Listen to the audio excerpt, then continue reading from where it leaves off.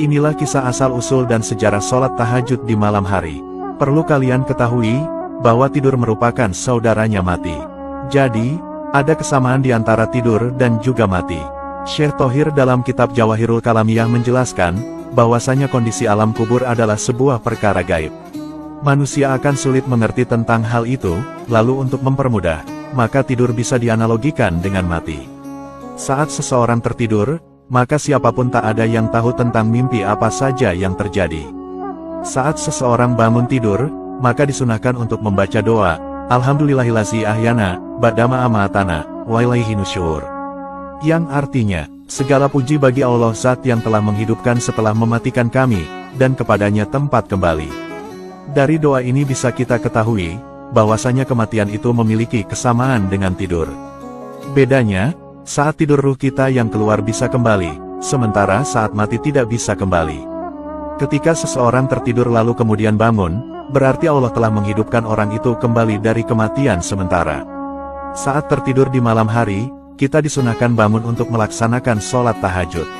Secara lugha atau bahasa, tahajud menyimpan makna berusaha melawan atau meninggalkan tidur. Adapun secara istilah fikihnya, tahajud adalah sebuah ibadah sholat sunnah yang dikerjakan pada malam hari sesudah tidur.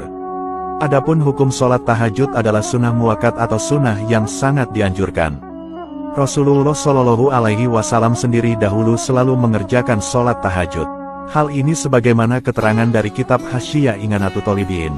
Dahulu, sholat malam pada awal-awal permulaan Islam hukumnya adalah wajib. Sebelum turunnya perintah sholat 5 waktu, Rasulullah dan umatnya diwajibkan untuk mengerjakan sholat malam.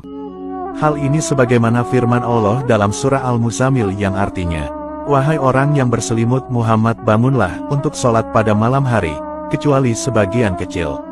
Namun setelah disyariatkannya sholat 5 waktu, hukum wajib sholat malam lalu berubah menjadi mansuk atau dihapuskan kewajibannya bagi umat Nabi. Hukum sholat malam lantas menjadi sunnah muakkad atau sunnah yang dianjurkan. Awalnya sholat malam masih tetap wajib bagi Nabi Muhammad sebagai kewajiban tambahan. Namun pendapat lain menyebutkan, bahwa kewajiban itu sama-sama mansuk bagi Nabi dan juga umatnya. Adapun perbedaan sholat malam dan tahajud adalah, bahwa sholat tahajud itu pasti sholat malam, tetapi sholat malam belum tentu sholat tahajud. Hal ini karena syarat tahajud itu mesti tidur terlebih dahulu walau sebentar. Adapun keutamaan sholat tahajud adalah sebagaimana tertuang dalam ayat suci Al-Quran berikut. Allah Subhanahu wa Ta'ala berfirman yang artinya, "Dan dari sebagian malam, sholat tahajudlah kamu Muhammad dengan membaca Al-Quran di dalamnya sebagai suatu ibadah tambahan bagimu. Mudah-mudahan Tuhanmu menempatkanmu pada tempat yang terpuji." Quran Surat Al-Isra ayat 79. Rasulullah Shallallahu Alaihi Wasallam bersabda, "Setan mengikat 3 buhulan pada ubun-ubun kepala seorang dari kamu sekalian apabila dia tidur. Lalu, ketika ia bangun lalu menyebut asma Allah Subhanahu wa Ta'ala, maka lepaslah 1 buhulan. Kemudian, apabila dia berwudu, maka terlepas pula buhulan yang kedua. Lalu, apabila ia melaksanakan sholat, maka terlepas pula buhulan yang ketiga sehingga dia menjadi giat. Tapi, apabila tidak, maka setan itu akan mengencingi kedua telinganya."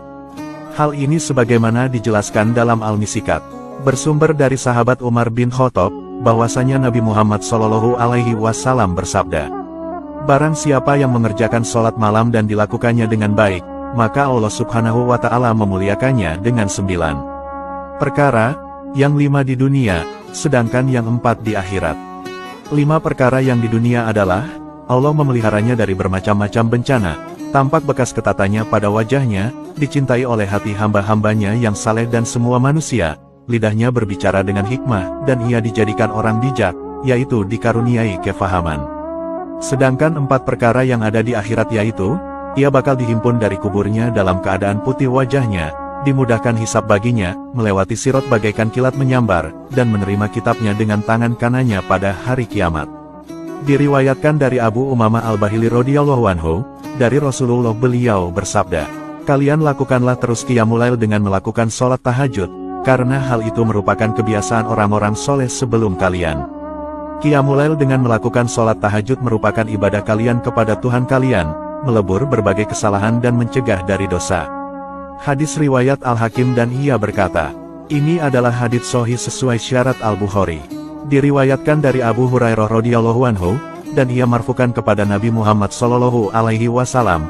Ia berkata, Nabi sallallahu alaihi wasallam ditanya salat apa yang paling utama setelah salat maktubah, dan puasa apa yang paling utama setelah puasa bulan Ramadan.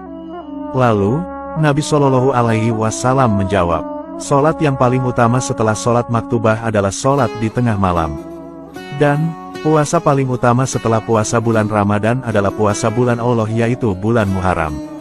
Hadis riwayat Muslim. Semoga penjelasan ini bermanfaat. Wallahu a'lamu bishawab.